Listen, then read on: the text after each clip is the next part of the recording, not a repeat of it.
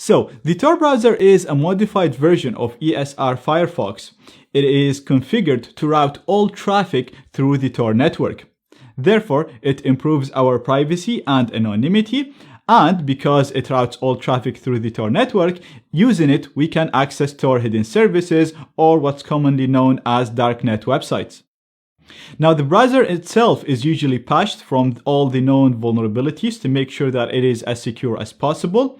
It also comes with a number of plugins disabled to make it more secure and more private, and it also has a number of extra plugins to improve the privacy and anonymity of the user, such as HTTPS Everywhere, which forces HTTPS traffic through all websites, fixing the exit node problem that I spoke about earlier, and it comes with no JavaScript, which prevents JavaScript from running on websites because JavaScript can be used to de-anonymize you. So all in all, it's a pretty nice package. Like I said, we will still be using it in the future in the other operating systems, and you can just install it on any operating system that you want. And if you do that, you'll still get some basic protection. It will improve your privacy and anonymity, and you'll also be able to access the darknet or onion hidden services. So let's go ahead and see how we can first download Tor, and then we'll discuss how we'll install it on Windows, OS X, and Linux. Right here, I have the download page of Tor. I will include the link for this page in the resources. And as you can see, you can download Tor for Windows, for OS X, and for Linux. Now, if you load this page and it doesn't work for you, then your network or your internet service provider might be blocking this page.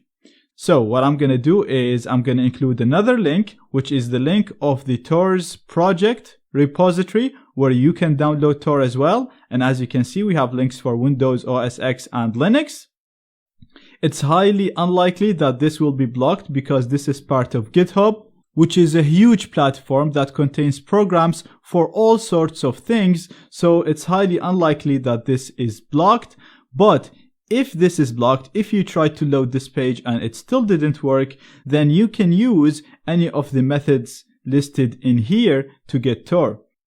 So you can send an email to gettor@torproject.org and just tell them the operating system of your computer. So you can type Windows to get Windows, OS X to get an OS X version, or Linux to get a Linux version, and they will send you a download link as a response. You can also use XMPP or Twitter in a similar fashion to get Tor. Obviously, you only need to do this if the Tor website and their Git repo right here are blocked. So first try these things. If that didn't work, then you can try this method. This is actually very, very simple. I have an example right here that I've just tested. So all I did is I sent an email and I literally just said Windows EN to get the English version to gettor@torproject.org.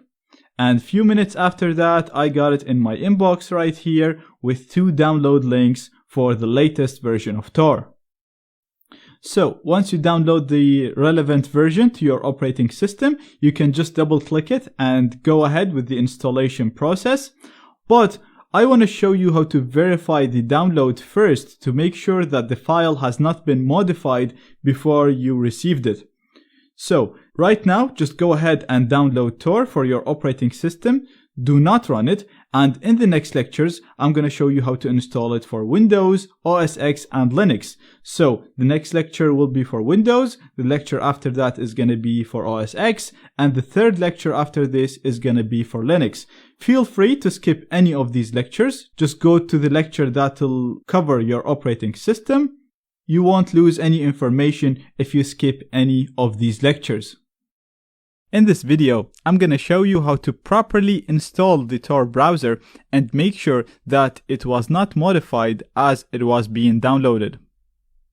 The method that I'm going to show you here will work on Windows 11 and Windows 10.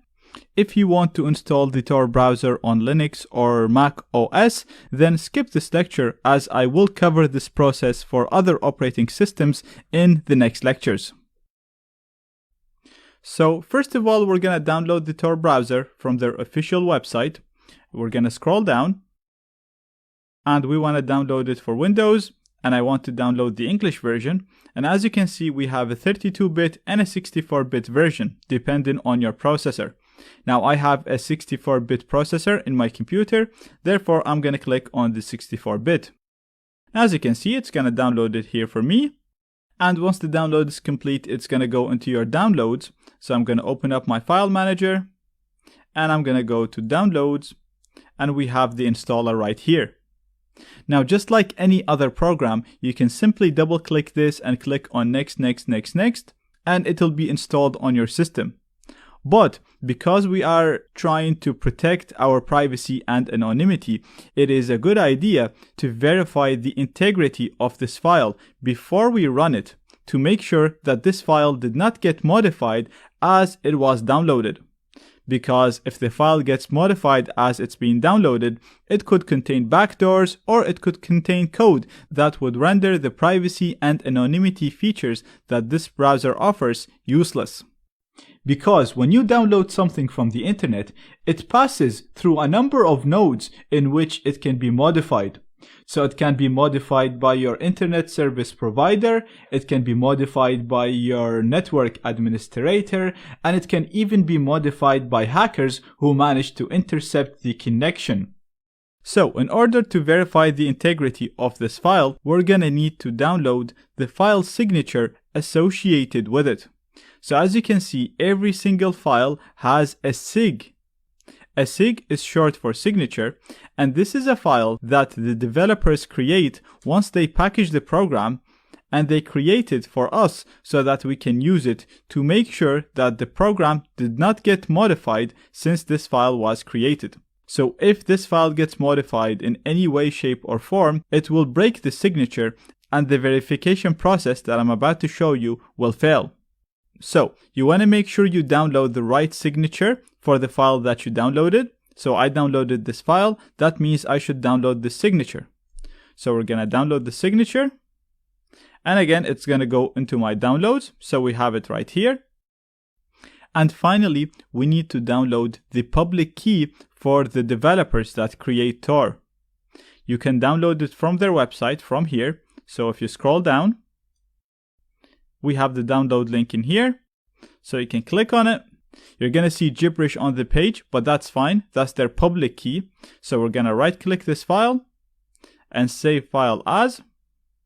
We're going to keep it in our downloads, and you can name it anything you want. I'm just going to name it Tor browser key, and you can use any extension you want, but I'm going to name it .key just to eliminate the confusion. And we're going to select all files from here. We're going to click on save.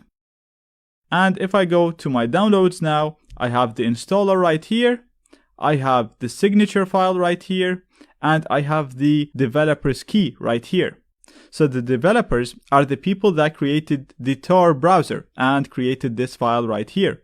Once they create this file, they create a signature that corresponds to this version of the file. This signature will only be valid if this file is not modified. If this file gets modified in any way, shape, or form, the verification between the two will break and this signature will become invalid.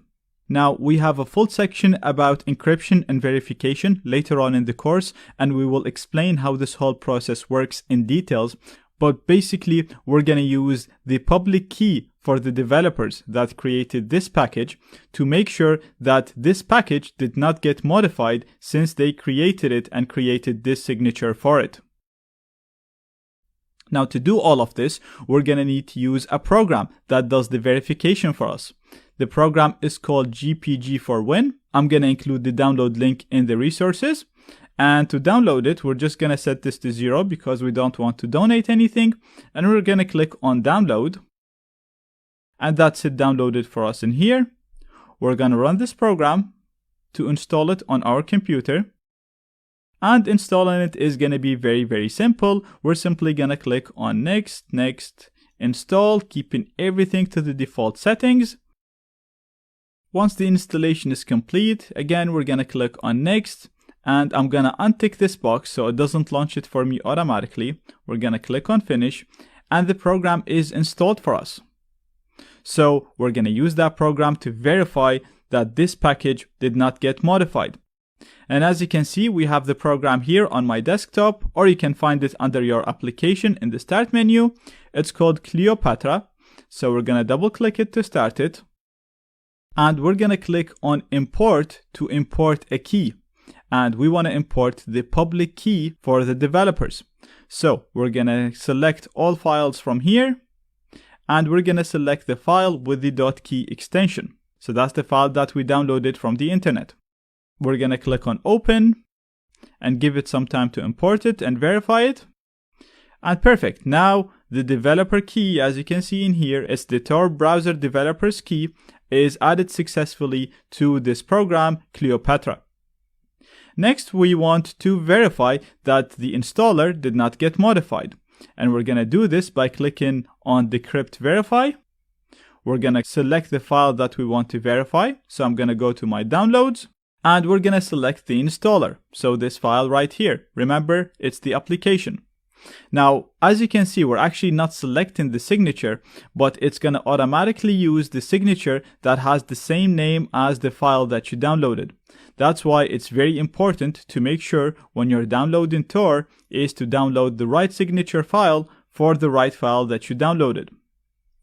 So going back to Cleopatra, we're simply going to select the application, the Tor installer. We're going to click on open and give it some time to verify it for us. And perfect, as you can see, it's telling us that it's verified the Tor browser installer with the signature file.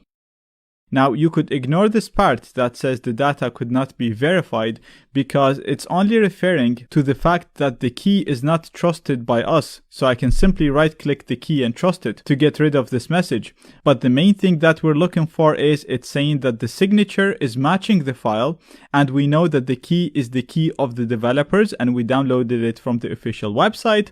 And if we click on show audit log, you will see that it's telling us that it is a good signature from Tor browser developers and we have their email right here. So this basically means that the file that we have right here, the installer, did not get modified since the owner of this key created this file and created its signature. Now, like I said, this step is optional. You could have simply double-clicked this file and installed Tor, but now we know that it was not modified and we know that we can use it with confidence that it will work exactly the same way that the developers intended it to work. So as long as we trust the developers, we should trust this program. So we're going to double-click it now to install. And installing it is very, very simple. We're simply going to click on OK for the language and we're just going to click on install to install it. And now the installation is complete. I'm going to untick run the Tor browser for now. We will talk about it in details on how to use it and its features in the next lectures. And we're just going to keep this ticked so that it's added to our start menu and desktop. We're going to click on finish. And now we have a verified version of the Tor browser installed on our Windows computer. As I mentioned, if you want to install it on Linux or Mac OS, then check out the next lectures.